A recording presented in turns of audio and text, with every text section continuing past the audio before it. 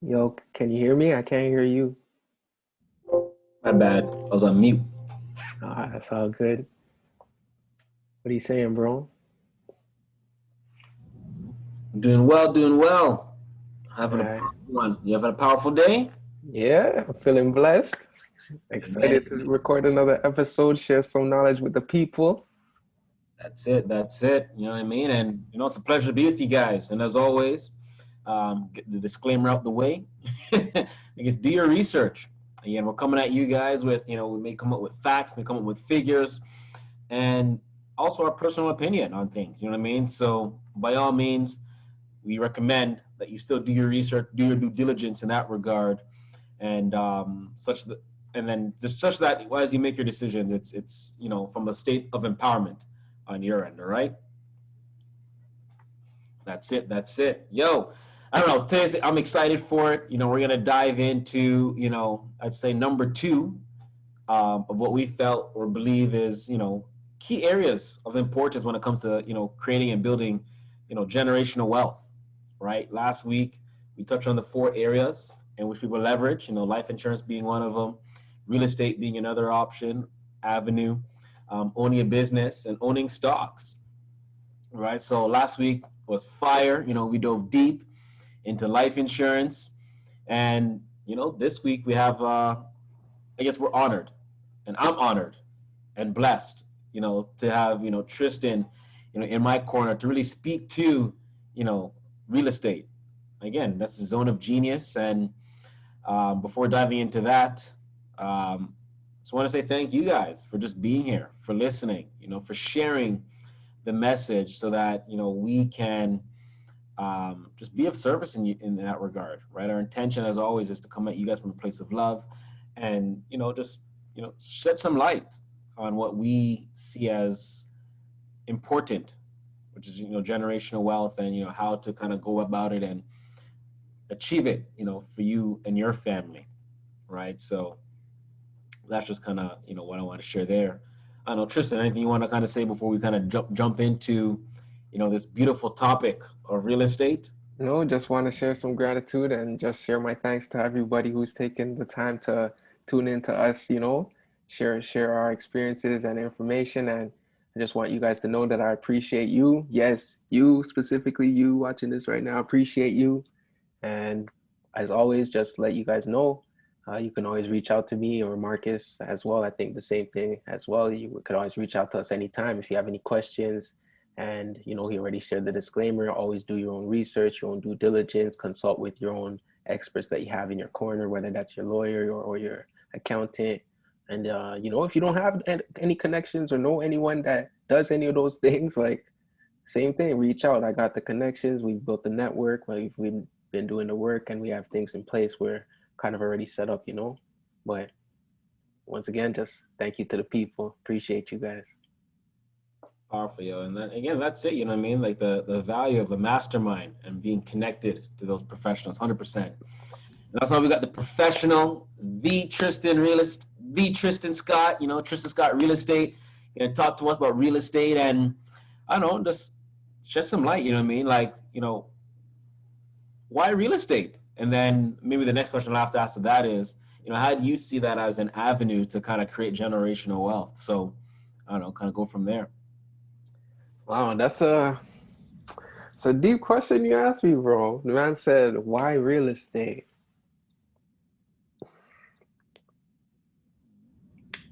And it's funny, like I know you guys see like my shirt, it's soccer, and Marcus mentioned in the first episode, like that we both like, played soccer growing up, and even as grown men, we still played in our younger days, and it's just something I've always been passionate about as a kid, soccer, and now with real estate now, it's the exact same thing. And it kind of goes back to maybe grade three.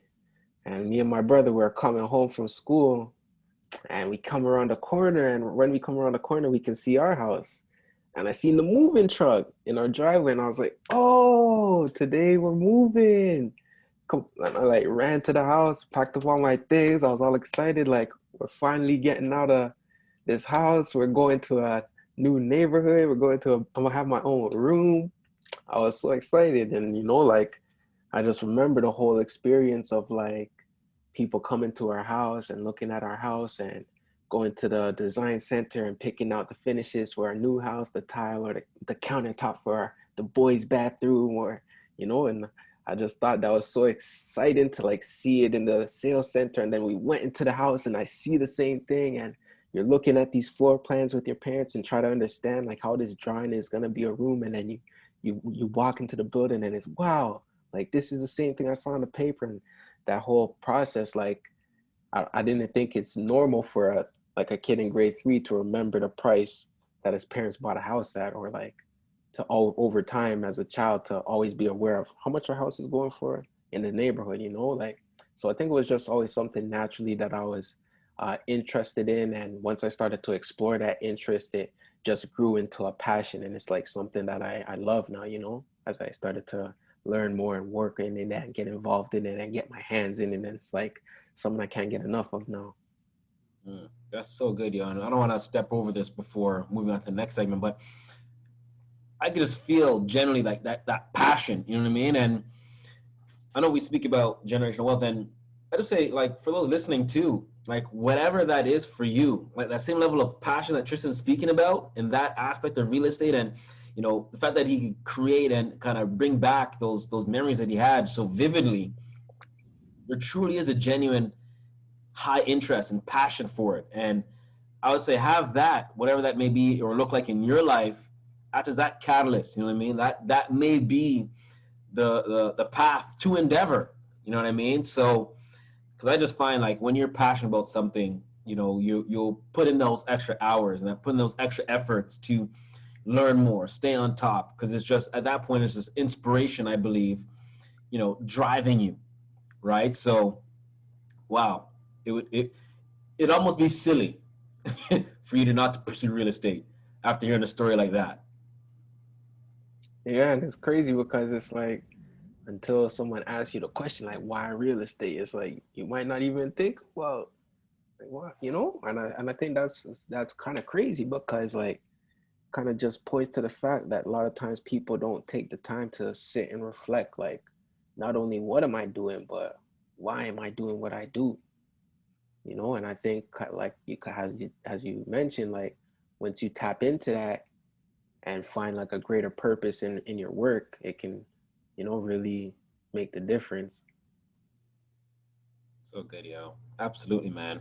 No, thank you for sharing all that. You know what I mean? Like I'm just so connected to that why, right? And then I don't know. So I guess did you see that as I guess how do people leverage this to create generational wealth? Like is it the vehicle or like kind of speak to that a bit?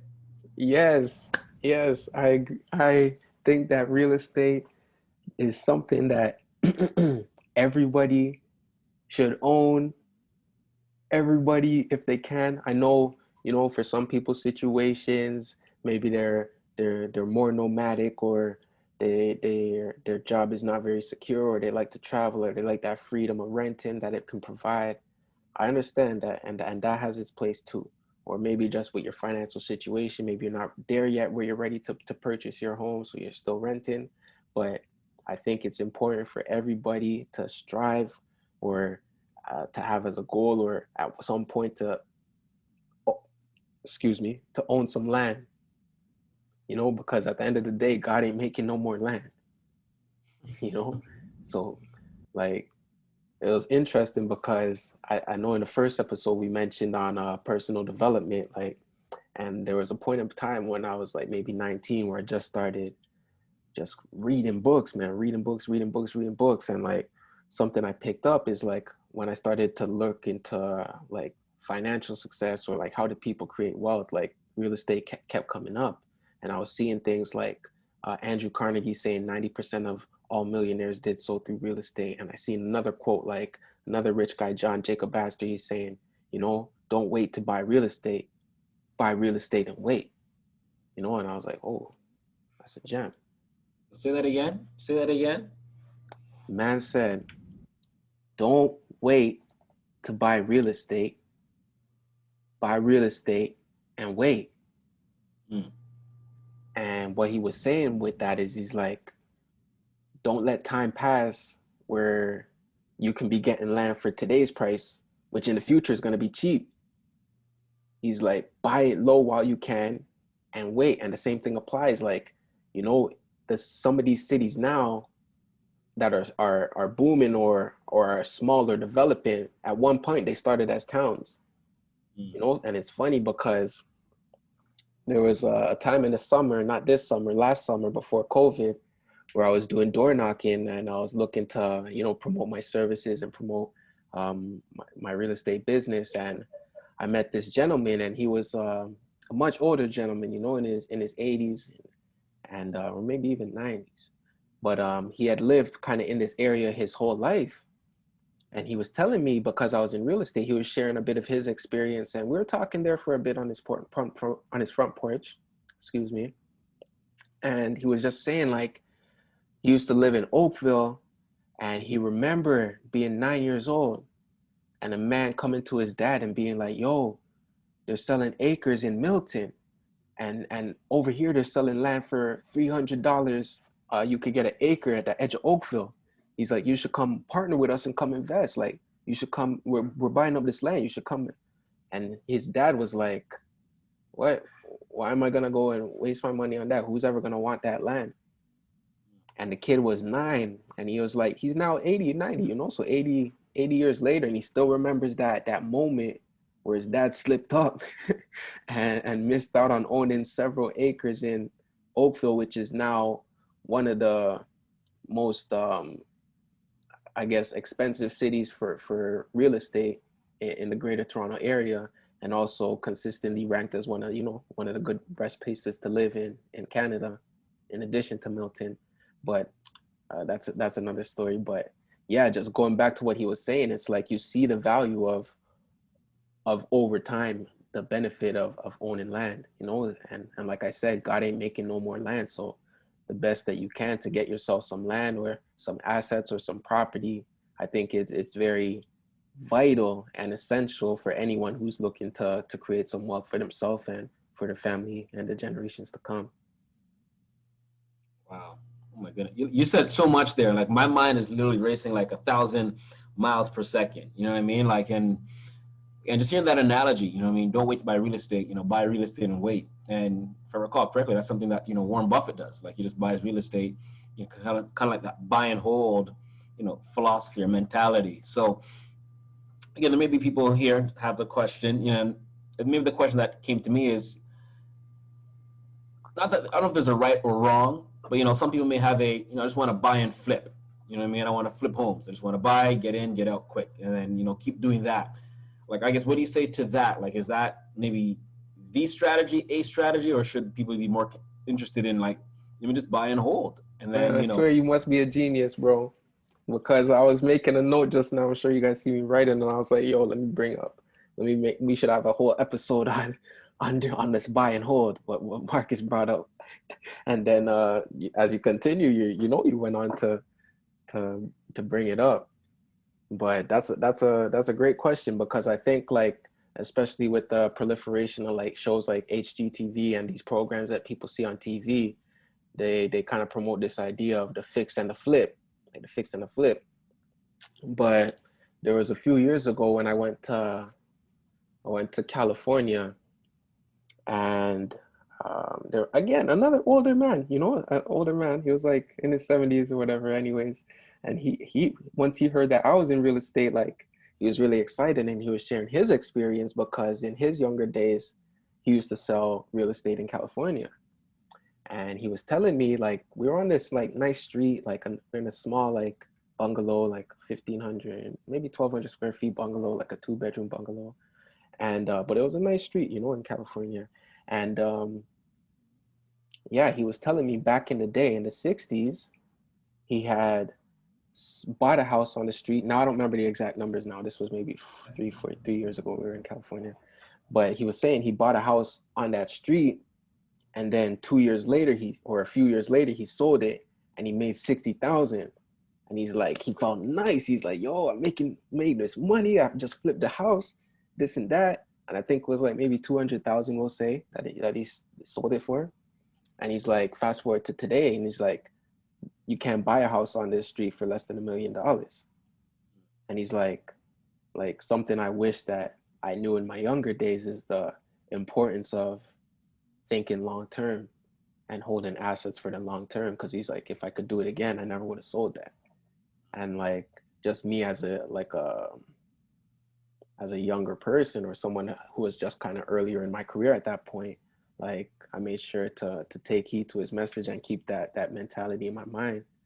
And it's funny that you brought up Warren Buffett because as anyone who's looking into stocks, I'm for sure you're gonna hear across Warren Buffett. And for me, I heard about him and I was kind of astonished and amazed by his story because at this time he was the world's wealthiest man. Maybe this was 10 years ago, right? And so I was looking more into his investment philosophy and his story, and I was just really researching. And what I discovered is his investment strategy and philosophy stemmed from a book called The Intelligent Investor by Benjamin Graham. Now, in this book, the author goes on to talk about the importance of thinking long term and having that buy and hold strategy. Now, there's something he talks about, and it's called like a margin of safety. And what he's saying is like if you buy an asset or a stock or a house or a building at a price less than what the market value is, then you're getting that little bit of margin where if the price fluctuates, you're still kind of safe, you know?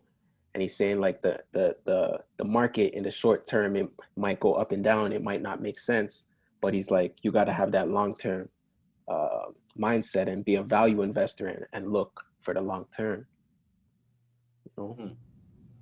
But man, it's funny you asked that question, or I don't know when I keep saying it's funny. What, yo, it just keeps making me laugh, man, because there's another book and it's like The Millionaire Real Estate Investor.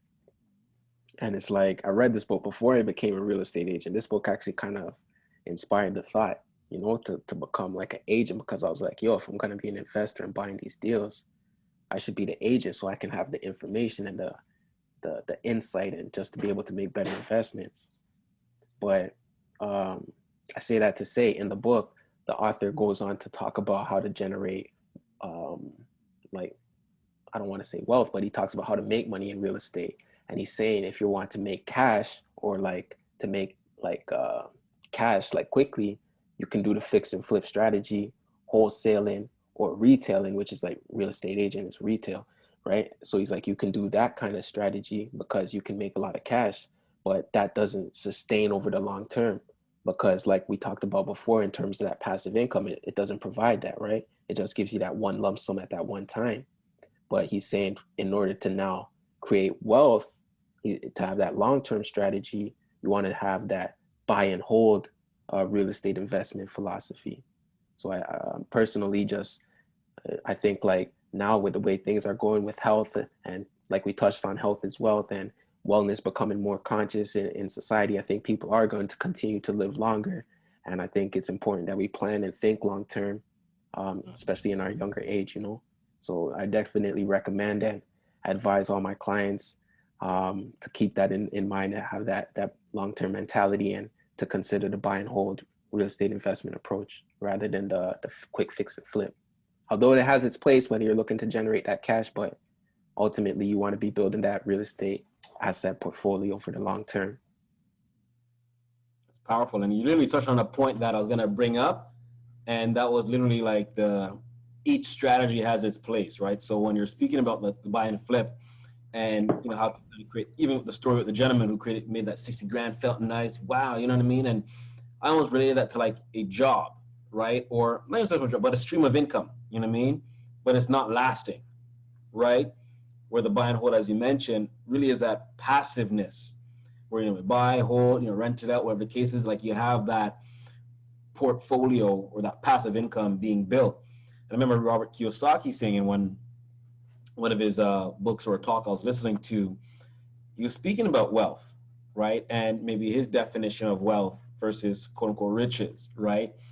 And wealth, what I recall him saying is, you know, your money over time, basically, right? So if, you know, you have, I don't know, to make math simple, um, I guess $120,000, kind of parked up, put away to the side, and your monthly expenses are 10 grand, then in essence, you have like 12 months of wealth, like 1 year of wealth, so to speak, right? So it's like thinking of this whole buy and hold philosophy too. Like, are you able to create a passive income stream such that, that could sustain you forever, right? So that's kind of what I got from what you're sharing. Like, there's two different avenues and aspects in which you choose to, implore, and one is maybe more geared or designed to creating that lasting generational wealth. Yeah, that's it. Exactly. True indeed, my brother. True indeed. Awesome, So I don't know. And another thing you said, which is great, which is the whole like, don't wait to buy real estate and wait. So given that, and I've kind of seen, my parents and our parents, what I mean, like, this land used to cost, $300, for example. And so do you see real estate always being something that will increase in price, like just based on, simple economics? Or could you see like a potential like downturn, and then, like, I don't know, I'd say speak to that. And I know you're not a whatever, but I don't know, speak to that and based on your personal experience and your knowledge in there. Yeah, I think like kind of just touching on what Benjamin Graham was saying in regards to the stock market volatility and sometimes the market fluctuating. I think although real estate is more tried and true and does have less volatility than stocks, there have been times in history where prices have gone down, and there has been a downturn in the market. Um, I know in the 2008 there was a severe crash in the States, as well in the maybe 1993, 92 there was a bit of a slowdown here in Canada as well. But we've been seeing even last year, 2 years ago, the real estate prices came down a little bit, but they're starting to come back up again this year. So, like I said, over the short term, it's really you can't really predict and call whether the market will go up or down. You can't really say that with certainty. But what I can say with more confidence and more certainty is that, yeah, over time, real estate goes up. If you buy land, 100 years, it's going to be worth way more than you bought it. 50 years, it's going to be worth 20 years, 10 years, it's going to be worth way more than you bought it. So like I said, don't listen to the geniuses that already came and gone. If these guys were making millions of dollars hundreds of years ago and they're giving gems or wisdom, heed. Don't wait to go through your own experience and say, damn, I should have I should have listened to the old guy that Tristan was talking about, or damn, I should have listened to, you understand? Like, don't wait, buy it and then wait, because your kids are going to benefit 100%, 100%, 100 years real estate will cost more than it costs today. Powerful. And I think two questions came from that. That's amazing, right? So I think maybe the first question that kind of came from that or prompted me that, many may be thinking, right? It's like, for the longest while, whether it be 2 years ago or, last year or even this year, and, we're in Canada, in case you guys, whatever. But it's like, you know, people say, real estate is expensive. How in the world am I going to afford a property? Da, da, da, da. And the fact that you're saying real estate will always kind of increase, you know what I mean? Because I know there may be people out there's like, they may feel discouragement or just like, crap, man, I could have bought, a few years ago and, I didn't. And now I just see the price is still going up. Like, so for them, based on what you're saying, would you still say do whatever you can to get in now, so to speak? Like, is there a quote unquote wrong time to buy real estate, or is it one of those things where just get in, own something, it's never too late because the value will go up? Like, I don't know, speak to that a little bit. Yeah, like we mentioned at the beginning, it really does kind of vary upon your individual circumstances or your situation about what is best for you. And I think for me to say definitively the best solution or the best strategy for your current situation would be for you to reach out to me, get in touch with me, um, and then from there we can have the discussion or conversation about which is the best way to go. But just in a general sense, yeah, 100%. I think like as early as you can, as possible as you can, get into some real estate, own something, own an asset, own where you live. Don't be giving your money to the landlord, making them rich when you could be paying down on your own mortgage while benefiting from the asset appreciating over time. That means that over time, the value of your house is going up. But if you're renting there, you're not getting any benefit from that money that you're spending every month on shelter. Everybody needs a place to live. If you're going to live somewhere, it's always better to own rather than to rent, if possible. Mm, so good. But like you mentioned, for everybody, they may be feeling discouraged with maybe the house prices where they're living at. But where there's a will, there's a way.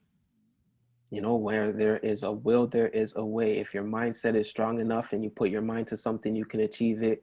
But if you put limiting beliefs on yourself about how much money you can make, your income, or what you can achieve, then if you think home ownership will never happen for you, then that's what's going to happen. But if you say, I'm going to find a way to invest in real estate, I'm going to find a way to increase my income, I'm going to find a way to partner up with some people and own some land or own some property, like, then that's what's going to happen. So it all comes down to the mindset and having that intention in your mind that one day you're going to own something, one day you're going to own some land, one day you're going to have some property.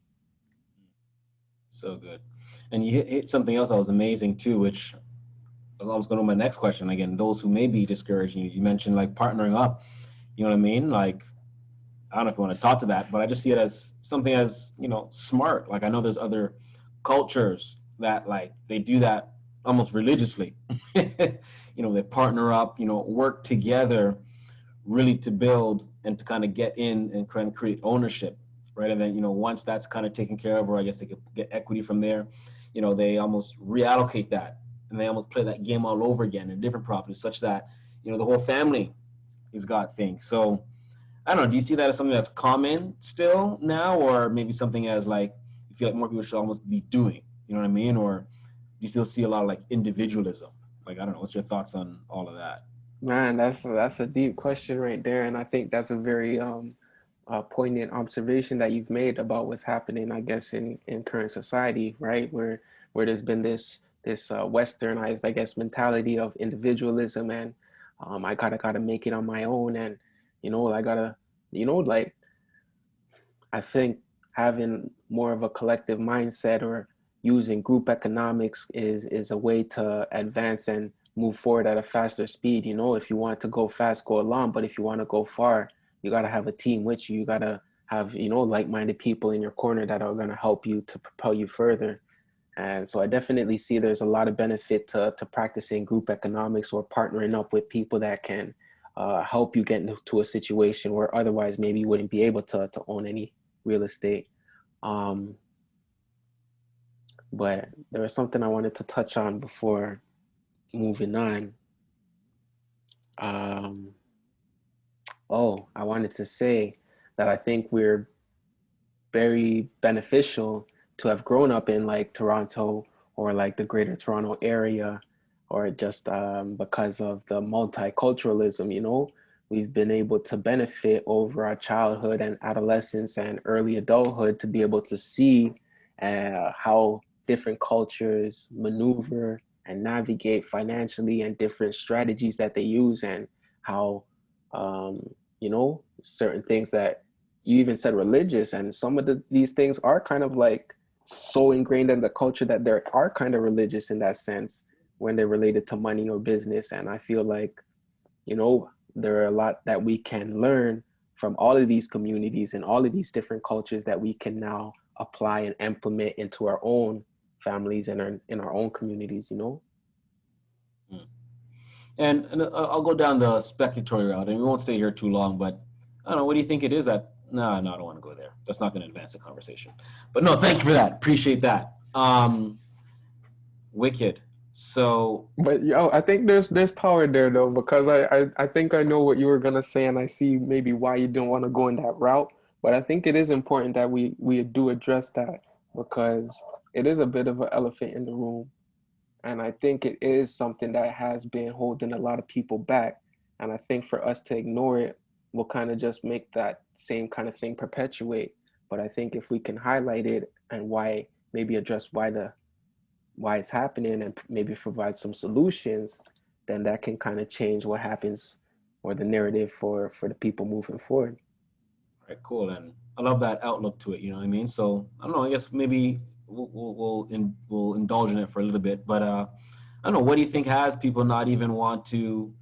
maybe partner up. And like you mentioned, the whole Western side, which is, I see it. You know what I mean? Like, I'll do it on my own. And I kind of love what you said. If you want to go fast, go alone. But if you want to go far, go together. Like, it's so true. And these maybe cute little cliches we say, right? Because it sounds nice. Like, yeah, that makes sense. That's a gem. But it's like, well, then there's a reality of life.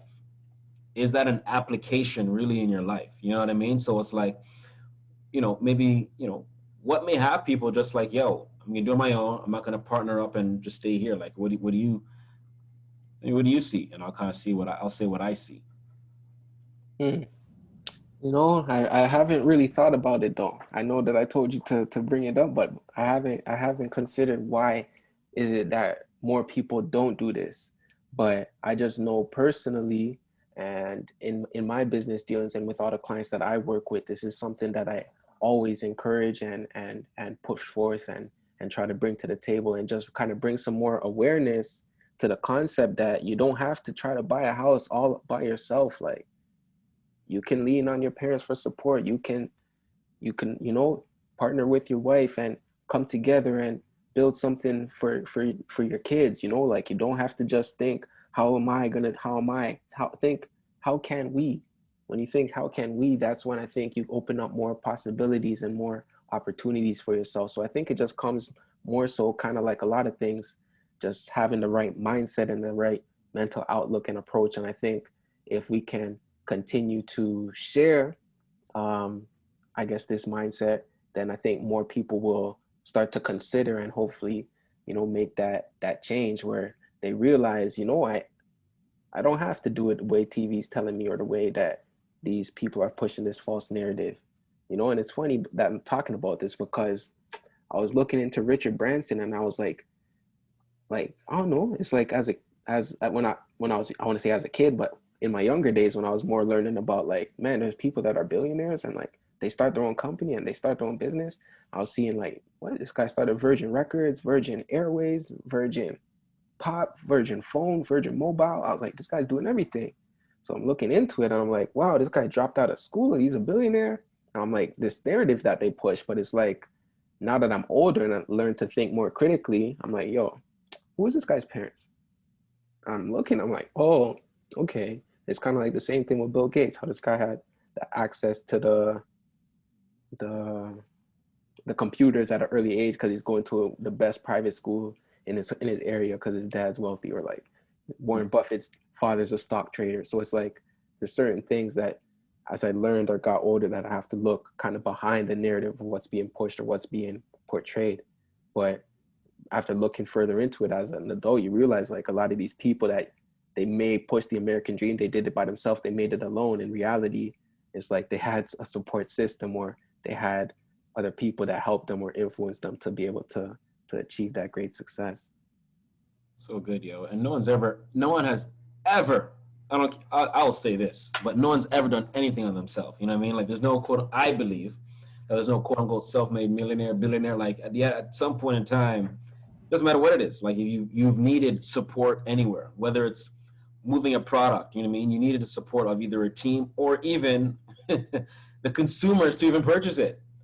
So that I believe that there's no quote unquote self-made. You can't just, unless you unless you are printing fraudulent money, then fine, you could almost be self-made. But even then, someone had to go create that machine. Unless you did that by yourself too, but someone had to go create those resources and the metal. So, anyways, I just believe that there's no self-made, and you always need, I guess, a collective or a group or others, right, to kind of bring you up and kind of get to a destination. And again, thank you for sharing that insight. And I guess for me, kind of to piggyback what you said too, and I don't know if it's going to be that's trust that's in the way for some people. You know what I mean? Like I don't know if I could trust them. I got to do it on my own because of whatever narrative they may have going on about it. Um, if trust is something that's there, like I don't know if I could trust them, or I got to be one above them. You don't have to do that either. Like you could squash that. But I guess what I'm getting at too is to maybe squash the whole trust thing. This is where having the right professionals in your corner makes sense. Like do up the contract. You know what I mean? Do it properly. Like do all of that and have all that in place, and do it from a clear mind, because money changes people and things. You know what I mean? Like when everyone's in a setting, doing up a contract, clear state, clear mind, things are nice, things are kosher. You know what I mean? 100%. But as soon as something may be rocky, that's when people start to change, and that's when you can kind of go back to, this is the contract that we made. You know what I mean? Like, this is a contract that we made. This is what we're doing, and this is how we're gonna go about it. And in there, because I'll speak with someone too, and they did up a contract when they're going to a partnership agreement, and it's like literally you could put anything in a contract. Like I kind of knew that, but didn't know that. And in there, he's like, if we're gonna have a conversation about something, we're doing this at in our home, relaxed, you know what I mean, with pizza and wine. Like that's how we're gonna have and settle any differences and have our discussions. So I say that to say, even in creating these contracts, if there's ever a point in time where it's kind of like, we need to settle something, that's when you always flip up the contract. Like, this is what the contract says. All right, let's sit and talk about this, and this is how we're going to communicate this and resolve this issue. This way, moving forward, it's the piece of paper that's doing almost the questioning and not the, I guess, emotions. And I think it was you, Tristan, too. You shared me something the other day with, was it David Banner about contracts or something? Maybe. I think I sent a few people a few things. I Okay, can't but recall you exactly. said something, and I'll paraphrase, of course, but all you're saying was like, like understanding and reading contracts is important. You know what I mean? Like, it's one thing to go into a verbal, agreement and stuff, but once you kind of have that contract, you know what I mean? It's not so much one person taking advantage of the other. It's I just may not have read the entirety or the details of the contract properly. You know what I Mm, mean? Because that's like the binding agreement, right? And if that's what it takes to kind of go into a partnership, do it. Like, don't be silly. Like, I've gone into relationships without a contract, got duped, and it's kind of like, bro, what's up? Where my money at? Like, sorry, man, it's gone. Damn it. You know what I mean? Like, had I had a contract, actually go mm. fight for, all right, this is what we agreed to. What happened? Sorry, man. All right, well, let's go court, whatever case, blah, blah, blah, and squash it completely, right? So I think that's all I want to say to that. Yeah, and that's interesting because it's like I feel like maybe a lot of people that might not even be a thought or a consideration, and I think it comes down to a lack of business experience or knowledge, or to even know about the wherewithal to understand you have to draw up an agreement, and when things are in paper, black and white, that kind of can sort out any disagreements that may arise in the future. But I think that is an important thing to touch on and to share with the people, because when you're doing business and any kind of endeavor like that, it is important to have these things in place. So good. And I guess when you speak to generational wealth, you know what I mean? Whether, you want to create a will or, kind of create, a trust or something of that nature, such that, as, I created this business or I created this real estate portfolio that I want to pass to my kid. Like, all that's got to be written. You know what I mean? There's got to be like a letter of direction of some sort, such that those assets that you've built are passed down properly to the next generation. Or there's no point building any wealth you build now True if you're not indeed. going to have the right paperwork, the right contracts in place, so that your family for generations and your kids could really benefit from it. Your grandkids could benefit from it, and their kids could like forget it. So for all of those, and I've been guilty of this sometimes, but like read anything you put your signature on, read it. True indeed. Read I remember even as a kid in the cartoons, they'd be saying read the fine print, and they got the dudes with the magnifying glass to read the small writing. And then when I'm an adult, I see people be giving me fine print. I'm like, oh, this is what they were talking about on Looney Tunes. it, read it, man, because you don't know what's in there sometimes. You could be signing your life, you don't know what you're signing, It's right? true. So And just something to share. I know some of these companies be slick. They be trying to give you page 3 of 3 and just telling you sign here, or be putting page 1 and 2 folded underneath the page 3. It's like fold that back. Make sure you read the page 1. Make sure you read the page 2. Make sure you read the page 3. Don't just be signing where they be telling you to sign. And it's crazy because people sometimes they'll be looking at you crazy because you're reading the print. it's true. You got to think it's your life. You know what I mean? Like, yo, say, yo, sign here. It's like, yo, give me a day. Yo, I'm gonna read this. You know what I mean? Like, Mm-hmm. the way I see it, like, if someone's not willing to say, like, yo, take the time you need to kind of read the contract, you know what I mean? Then it's like, what? It almost sets the precedent. What kind of relationship is it? You know what I mean? Like, you should have that much trust in what you're offering and going to that agreement to be like, all right, no, whatever, read it. You know what I mean? Have it reviewed by your lawyer. Go ahead. You know what I mean? And then after they sign too, you know, you do your due diligence, make sure you sign and you read, make sure they didn't change anything in that contract. You know what I mean? And it may come across as like, you know, can I trust you, can I trust you? But you want to make sure that you guys are going to the agreement together, powerfully, clear state, clear mind. That's what I agree to. This is what you agree to. All right, cool. Let's go. Let's move forward. Let's shake hands. All right, let's do this. Mm-hmm.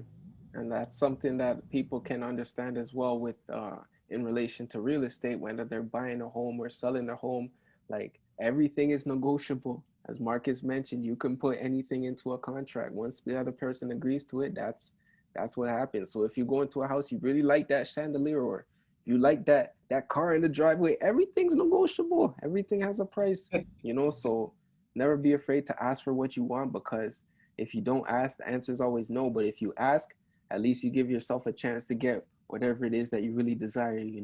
So that's something to keep in mind in real estate and I guess just in life in general too. Perfect. And that's what you could expect, in these conversations moving forward, you guys. You know what I mean? Like, I know we may have entered it in one aspect, but what we come to deliver and provide for you guys is really just a lot of transferable, skills that, may embody or encompass what it looks like to create this wealth for generations. Like, these are the little things that, may get missed, but are heavily important when it comes to what you guys are out to create and build. Because, again, we're just so committed to having you build this and create this for yourself and then for your kids and your kids kids and your kids kids, you know what I mean? And these are just the little things that aren't spoken about. You know what I mean? Like, who spoke about contracts in school? I don't know. If you have, then hey, you know what I mean? You went to the right schools. And hey, you already touched on interest and went to the right schools. The Buffets of the world went to the private school, the Bill Gates. They probably learned contracts in grade 3. But it wasn't in the public school system, I'll tell you that for sure. For real. Not real estate, not insurance, not wealth, not generational wealth, not stocks. So it's like we tell you at the beginning of every episode, do your own research, but we're just sharing you the information, giving you the right keywords where you can now start to do your due diligence and look more into these people we're talking about or these books or these different terms and start to educate yourself because you know it, you're no one's going to build your wealth for you. No one's going to take care of your family for you. So while you're here, learn what you can and do what you can and do the best to make the most of your time. Powerful, man. Powerful. All right, so we're gonna slowly get to wrap up. I see it's some the 45-minute mark, but I don't know. What else is there anything else that we feel like we ought to know when it comes to the world of real estate? Because the world of real estate is massive. You know what I mean? Like, there's commercial, there's residential. Like, it's a massive world when it comes to real estate and building generational wealth. And this conversation could go, on and on. Like, whether to the point where it's kind of like, got to create entities. You know what I mean? You want to have like, you know, the I'm blanking on the word, but almost like that holding company that create entities inside of that. If you want to go the real estate world or like the investment side of it, and then it could just be the simple, you know what I mean? So, um, I know the world of real estate is massive, but is there anything right now that you feel like, you know what, I really want to impart this on them as they go out there, today, so they can make a difference in, their actions for like, next month or whatever the case is. Yeah, man. Like, I think I just want to kind of, like it's funny because we're said in school, like, there's no subject real estate, but it's like, or there's no subject in life insurance or wealth or generational wealth. It's like, there's no subject for this in school, but I think, so I think maybe in our general life, we just kind of take it for granted or we don't even consider it or give it conscious thought. But it's like, in reality, it's like, everything around you is real estate. You look outside, everything you see around you outside, for the most part, if it's not the ocean, is real estate. That's the farm you see, that building you see, the mall you see, the road you're driving on, the sidewalk you're walking on. the school you're going to, the workplace you're going to, all of that is real estate, whether it's commercial, industrial, agricultural, residential, condominium, co-op, it doesn't matter. It's all real estate. And it's like, get you a piece.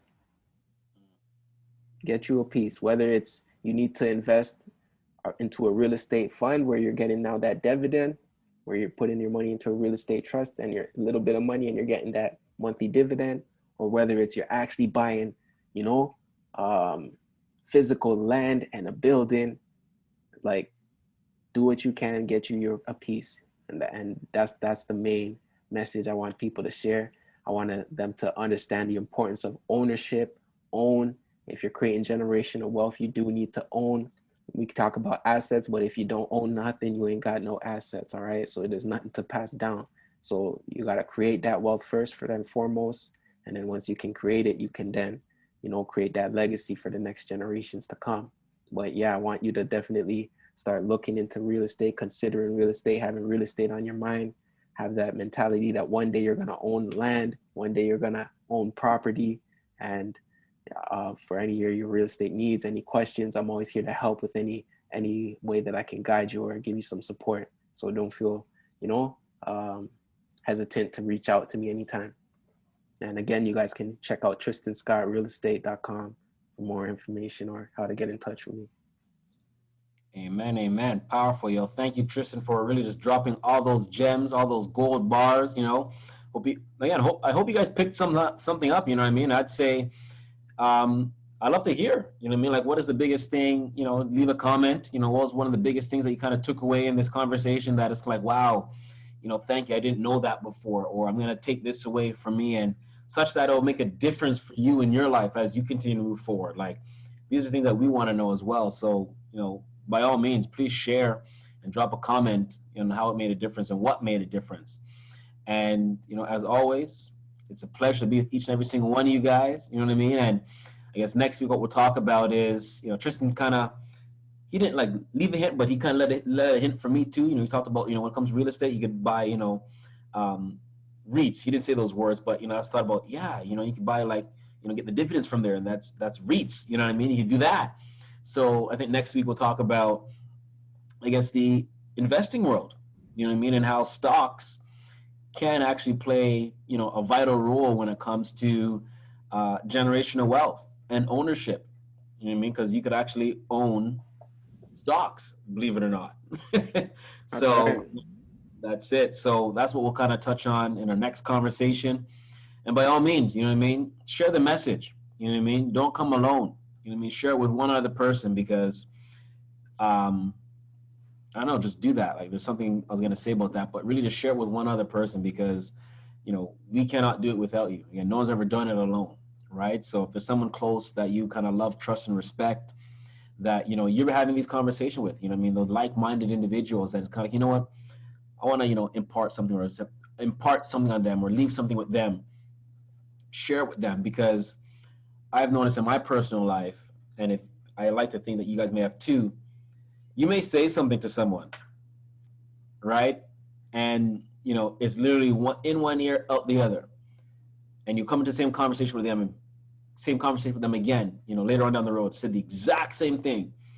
In one ear, out the other. It's like, yo, this guy's not getting it. Mm-hmm. And then they'll come to you and be like, yo, da da da. And it's like, yo, I just I said already that to told you you. that. Yeah. But however that other person said it, it related to them. And there's many times I'll have conversation with my wife, and I'm like, yo, you know, sweetie, da da da da, or she'll be telling me things, and it's like, yeah. Then I hear from someone else, and I go, yo, sweetie, da da da. It's like, yo, I told you that already. It's like, oh yeah, you know, but you know. So I say all that to say, share this, because you're having these conversations with people already, and they may just need to hear from someone else. So you being willing to kind of share that really is in service and a contribution to them. And that's what we're all about. Once Anything to again, thank you everybody for tuning in. We love you guys. Appreciate the support. Wishing you guys peace of mind and love in your heart. Enjoy the rest of your days, and we'll see you guys for the next episode where we're touching on stocks and investments. That's it. All righty. Love you. Bye for now.